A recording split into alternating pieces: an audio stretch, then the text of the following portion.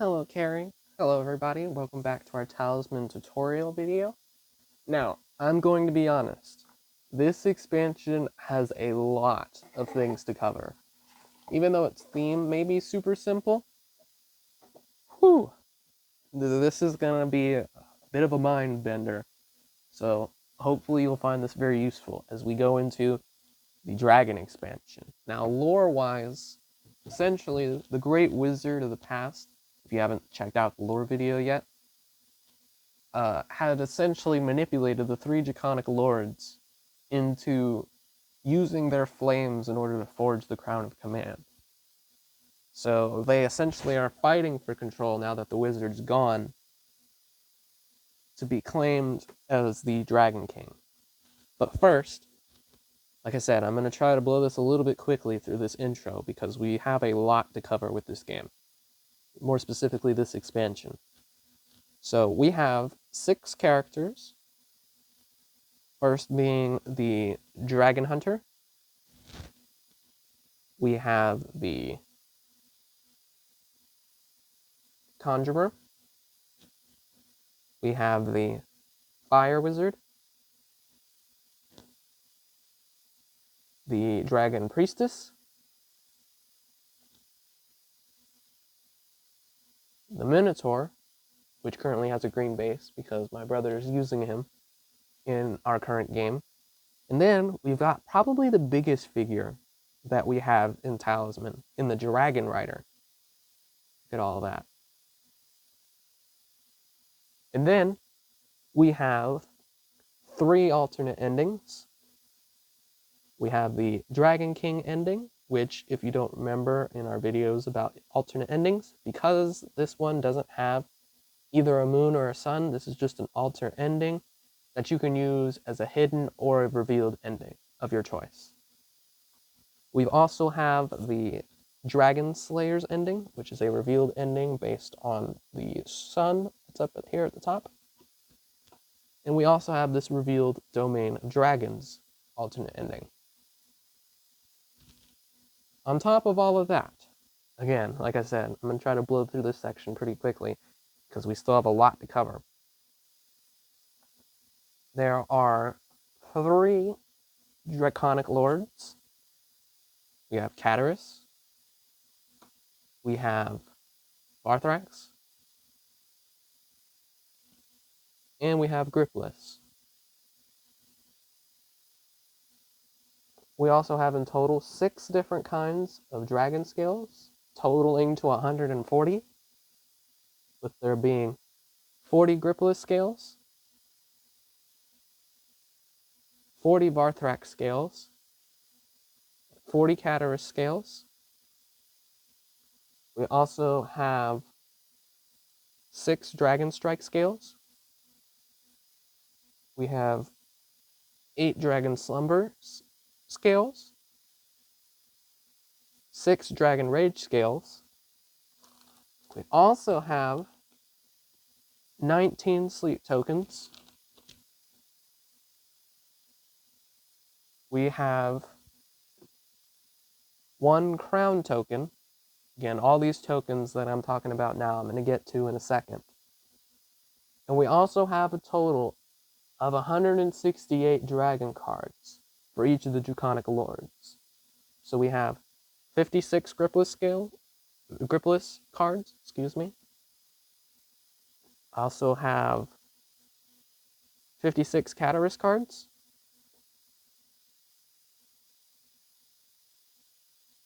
As well as 56 Barthrax cards.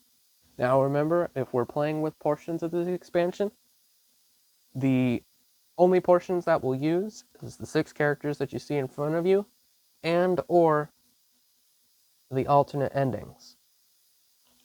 Now, on top of all of these components that you just saw placed in front of you, we also have an entirely brand new set of board that is going inside of this game. And that is a brand new inner region overlay that's double-sided. So this side is the Dragon Realms, which essentially is just the dragon-themed inner region. That does still require a talisman in order to reach the Crown of Command.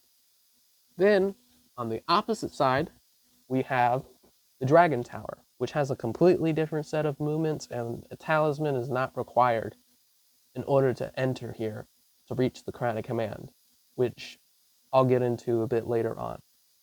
So yes, this is all of the individual pieces that encompass the Dragon expansion.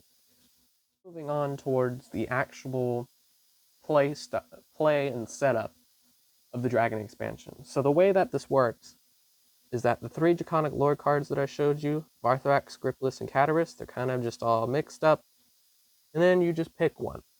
The one that you pick starts as the current Dragon King, which I'm going to get into far greater detail. And then the others just kind of sit on the side here. You use the crown marker to indicate the current Dragon King at the very beginning. Each of the individual Draconic Lord decks are set up. And then each of the Draconic Lords has 5 health, so we set them all up by giving them their 5 life tokens. And then this essentially sets you up for the Dragon expansion at the very beginning. So, from this bag here, I like to keep a bag. At the very beginning of your turn, before you even do any of your basic talisman movements and interactions and what have you, you draw a dragon scale. Like I showed earlier, there are a total of 6 different kinds of dragon scales. So, if you happen at random to draw a Varthrax scale, it goes right on top of Varthrax's card, and then you just move and interact as normal with the regular game. If you draw a Cataris scale, you do the same thing. You just place it on top of Cataris' card, and you just keep making your movements and interactions as normal. However, if we manage to get a 3 of a kind of either dragon that's not the Dragon King, then they are crowned the new Dragon King. So if there are 3 scales here, we discard 2 scales, remove this 3rd scale, place it on the board, and then the crown switches over to that new Dragon King. Now, knowing who the Dragon King is at all times is very important for 2 separate reasons. One, the dragon scales that are on the board, when it comes to actually interacting with them, let's say that Gripless is still our Dragon King. If we move into a space that encompasses a dragon scale, then you have the option to either encounter the space and just draw an adventure card, or you encounter the dragon scale, in which you have to draw a card, in which you would draw a card from the matching scale to the matching respective deck. Now, that is only optional if the scale in question is not the current Dragon King. If Cataris is the Dragon King and you happen to land on this space, same way, you have to interact with the dragon scale instead of just having the option to encounter it, because Cataris is the Dragon King. And the reason that you got to be careful of this is that all the enemies for the respective Draconic Lords, Varthrax, Gripless, and Cataris, have enemies that gain benefits based on if their respective Draconic Lord is the Dragon King. Sometimes it's adding 3 to their attack score, sometimes it's adding extra strength or numbers or that sort of thing. So all of these things can compile up and be very dangerous. So you want to be very mindful of who the Dragon King is, because it's going to constantly be shifting between these 3 as you keep drawing scales at the beginning of your turn. If you manage to draw a Dragon Strike scale, then that means you discard it and then you have to draw 2 more scales. If you draw a Sleep Token scale, or as the game likes to specifically call it, a Dragon Slumber scale, then you discard it, grab the Slumber token, and then you always prioritize dragons first that are in your immediate region. So if there are any dragons in the outer region, you put a scale on these. And then if not, you do any other enemies that are in the area. And then if there's no other dragons in either the outer, the inner region, the middle region, and then any of the four corners or the other regions, as you're thinking as far as big picture or expansions, then it just goes to any enemy that's face up. Now, the reason that you want to be putting these on there is that if you have a strength 8 dragon, or pretty much for any enemy, it subtracts 3 from their stats. So if it's a craft, it subtracts 3 craft to a minimum of 1, or 3 strength to a minimum of 1, depending on how strong the creature is. So, whenever you finish your encounter with the dragon scale, say that this is the one that you drew, you resolve it and that sort of thing, then you can take the scale off the board and it's yours to keep, sort of like a trophy system. The reason that you want to be collecting dragon scales is because it serves 2 functions. One, if you encounter any more Catalyst scales on the board and you have a huge collection of these, you can add 1 to your attack score for each enemy that you are facing off against, and it allows you to add to your attack score against the Dragon King if Catalyst is the king at the very end, which I'll get to. In addition to being stat boosts, is if you draw this Dragon Rage token, then each of the Dragon Lords, depending on who the Dragon King is going to activate their Dragon Lord ability. So with Varthrax, his Dragon Rage is discard 1 of your followers, and if you do not have a follower, then you lose a life. Varthrax is if you have to discard a spell, and if you don't have any spells, then you lose a life. And then Cataris, who's our current king, is you have to lose an object, or if you don't have any objects, you lose a life. So the Dragon Rage will trigger any of these abilities depending on who the current Dragon King is, and if you have the scale that matches, then you can discard your scale to completely evade any Dragon Rage consequences, to where you don't have to get rid of an object or lose a life because you didn't have an object, and that sort of thing. So that covers that portion of the expansion as far as encountering the scales, the sleep tokens, Dragon Rage, and just how to crown the Dragon King, and how that's going to constantly shift throughout the game. Now, onto the opposing side of the Dragon Tower operates completely differently in regards to how you advance. Now, with the Dragon Realm, it advances essentially like the normal inner region, but scales start to become more important as they give you boosts, or they can help make things easier for you to cross to get to the Crown of Command. When it comes to making your way inside of the inner region of the Dragon Tower, here's how it works differently.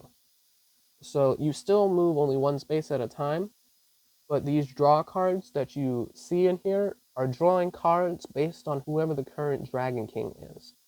So for example, if we advance R1 and we have to draw 2 cards, and let's say that Gripless is our king, then we draw 2 cards from his deck, and then we encounter them. If it's just places or that sort of thing, then you don't really do anything, you just interact as normal, and then you're fine. However, for any of the Draconic Lords, if you have any enemies, or if you're fighting multiple enemies, for each enemy you defeat, you advance 1 forward. So if we draw 2 cards, and let's say both of them were enemies and we beat them, then we could advance 2, and then our turn ends. And then we can keep going, to where we move 1 at a time, and then we draw however many cards. But note this, if you lose to any of them, it's not per enemy, it's just if you lose any battles against enemies, and you not only do you lose your life as usual, but you move back 1. So, depending on how strong you are, you can either advance to the top of the Dragon Tower very quickly, or it might take you a while depending on who the Dragon King is and what kind of enemies that you might be facing. So definitely keep that in mind as well. Now, when it comes to getting to the very top of the Dragon Tower, or to the Dragon Realm, there is an entirely, completely separate objective, aside from the alternate endings that I showed earlier. There is the confronting the Dragon King. So, again, like I said, we talked about how crowning the Dragon King, it shifts with each scales, and that you have to get 3 of a kind for it to land on a specific Dragon Lord in order to make them the Dragon King. When you make it to the Crown of Command, whoever the current Dragon King is, that is the permanent Dragon King for that player while they're inside the Crown of Command. Meaning that players can't change the Dragon King's status any longer. And each of the Draconic Lords have different abilities and requirements when it comes to fighting them. Some of them might force you to fight with Strength, which wouldn't be good for Varthrax because he has a Strength of 14. Or Craft, which wouldn't be good for Gripless because Gripless has a Craft of 14. Or the more balanced Catarus, who has a Strength and Craft of 12. So that's also something that you want to keep in mind. Also, as an additional side note, I almost completely forgot to mention this earlier. Each of the respective Draconic Lords decks are not adventure cards. So abilities, like the Prophetess's ability to exchange adventure cards to get new ones that they have to encounter, doesn't work on these cards.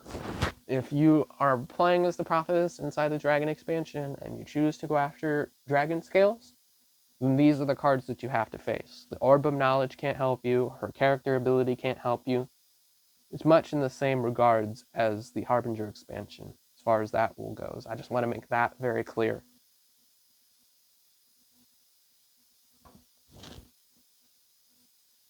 But overall, as you can probably tell because of just how long this video is taking, even though I've tried to make this go by super quickly, there is a lot to cover inside of this Dragon expansion. You have to constantly keep track of who the Dragon Lord, of which Dragon Lord is the current Dragon King, because they'll all offer different Dragon Rage abilities. Sometimes they'll force you to confront their specific decks, which you may or may not want to do, depending on various circumstances. You also have to keep track of who the Dragon King is inside of the Dragon Tower, because as you're drawing cards, that's going to be the deck that you're drawing from. And also being sure that this is the Dragon Lord that you want to fight when you get to the Crown of Command, because once you get to the Crown of Command, you're stuck with whoever the current Dragon King is by the time you reach the top. And it's going to be easier or more difficult to reach the top based on how the game is constantly shifting. So, like I said, this expansion is a lot. Especially if you're new to Talisman, I definitely wouldn't recommend this being the first one that you try, because it's just so in-depth. And is why I've been saving this video to kind of be one of my last tutorial videos, just because it is a bit more complicated as far as explaining it all. But hopefully you found this video to be very useful, and that maybe this might be the expansion that I can play with Carrie, or it might be something that the rest of you guys who have been watching my videos, which I greatly appreciate, might be able to consider using this expansion to play with your friends. Because like I said, I really enjoyed this expansion. I love all the challenges that Dragon brings its way. But let me tell you, playing with this expansion, Harbinger, and Firelands, you can already imagine just the level of chaos and how many character deaths that you're going to have just because of the very amount of pieces and elements that are going to gradually shift and change everything as you see it. Yes. Hopefully you found this video to be very useful, and I'll see you guys in the next one.